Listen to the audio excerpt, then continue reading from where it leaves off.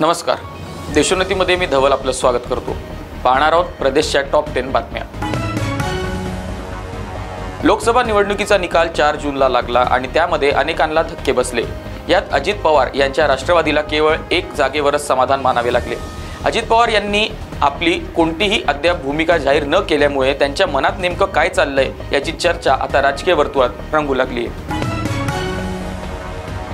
अकोला खामगाव राष्ट्रीय महामार्गावर मालवाहू ट्रक आणि दुचाकीचा भीषण अपघात झालाय। या अपघातात 2 जण जागीच मरण पावले आहेत। आज दुपारी 12:30 वाजण्याच्या सुमारास ही अपघाताची घटना घडली आहे। अकोला खामगाव या नवीन बांधण्यात आलेल्या राष्ट्रीय महामार्ग रस्त्यावर भेगा पडल्यात, त्यामुळे ट्रकला ओव्हरटेक करत असताना दुचाकीचा चाक या भेगांमध्ये गेले आणि अडकले।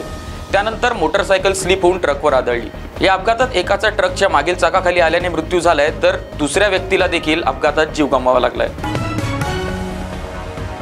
बारामती तालुका कुस्तीगीर परिषदेच्या अध्यक्षपदावरून युगेंद्र पवार यांना हटवलं। कुस्तीगीर परिषद सदस्यांच्या बैठकीत हा निर्णय झाल्याची माहिती आहे। मात्र अध्यक्षपदावरून हटवण्याबाबत अधिकृतरित्या कळवण्यात आलं नसल्याचा दावा अजित पवारांचा सक्का पुतण्या युगेंद्र पवार यांनी केला आहे।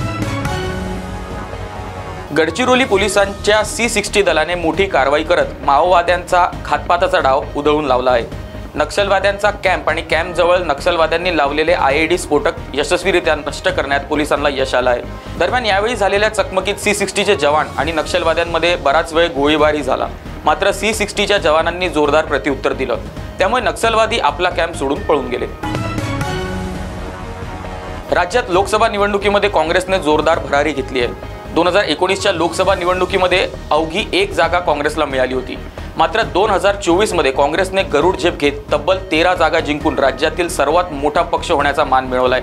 राज्यात महाविकास आघाडीच्या जागा वाटपामध्ये काँग्रेसला दुय्यम भूमिका घ्यावी लागली होती, तरी सुद्धा काँग्रेसने आपला स्ट्राईक रेट वाढवताना राज्यातील सर्वात मोठा पक्ष होण्याचा मान मिळवलाय। लोकसभा निवडणुकीतील धक्कादायक निकालानंतर महाराष्ट्रात महाविकास आघाडीचे नेते आणि कार्यकर्ते जल्लोष करत आहेत। त्यातच मध्य मुंबई लोकसभा मतदारसंघातून महाविकास आघाडीने काँग्रेस नेते आणि आमदार वर्षा गायकवाड यांना उमेदवारी दिली होती। त्यानंतर भाजपने देशभक्तीचा प्रचार देखील करत उज्ज्वल निकम यांना येथून निवडणुकीच्या मैदानात उतरवले। मात्र वर्षा गायकवाड यांना मोठ्या लीडनं विजय मिळाला। मराठा आंदोलनामुळे हिंसेचे ठक बसलेल्या बीड लोकसभा मतदारसंघात भाजपच्या पंकजा मुंडेंना मोठा धक्का बसलाय। शरद पवारांच्या राष्ट्रवादी काँग्रेसकडून बजरंग सोनवणे यांचा विजय झालाय। बीड लोकसभेची लढत अतिशय रोमहर्षक झाली। प्रत्येक फेरीनंतर आणि प्रत्येक तासाला चित्र बदलत होते। बीडमध्ये पंकजा मुंडे यांचा विजय होईल असा अनेकांचा अंदाज होता। त्याला कारणही तसेच होते। पंकजा मुंडे यांच्या प्रचारासाठी आमदारांचा फौजफाटा होता, पण त्यांना पराभवाचा सामना करावा लागला। भाजप आणि राष्ट्रवादीचे आमदार असतानाही पंकजा मुंडे यांना आघाडी घेता आली नाही। कधी कधी सत्य हे कटू असतं, पण ते बोललं पाहिजे। जनतेच्या काही इच्छा पक्षश्रेष्ठींकडून पूर्ण झाल्या नाहीत। यवतमाळ वाशिम लोकसभा मतदारसंघात महायुतीच्या उमेदवार राजश्री पाटील यांच्या पराभवावर शिवसेना नेत्या माजी खासदार भावना गवळी यांनी विश्लेषण करत खंत व्यक्त केली आहे। खापर फोडून एकमेकांना दोष देऊन काही निष्पन्न होणार नाही। आता परत एकदा एकत्र हातामध्ये हात घालून महायुतीला काम करावं लागणार आहे। यवतमाळमध्ये जनतेने जो कौल दिलेला आहे तो मान्य करावा लागेल असंही त्या म्हणाल्या। एकीकडे महाराष्ट्र लोकसभा निवडणुकीत भाजपची चांगली कामगिरी न झाल्याने उपमुख्यमंत्री देवेंद्र फडणवीस यांनी राजीनामा देण्याची तयारी दर्शवली आहे, तर दुसरीकडे उद्धव गटाचे खासदार आणि प्रवक्ते संजय राऊत यांचे मोठे वक्तव्य समोर आले आहे। महाराष्ट्राच्या राजकारणात कोणी खलनायक असेल तर ते भाजपचे देवेंद्र फडणवीस असतील असा दावा राऊत यांनी केलाय। फडणवीसांना महाराष्ट्र कधीही माफ करणार नाही असं देखील राऊत म्हणाले। महाराष्ट्रातील जनतेला आता कडक उन्हापासून दिलासा मिळणार आहे। मान्सून महाराष्ट्रात दाखल झाल्याचं हवामान खात्यानं म्हटलं आहे।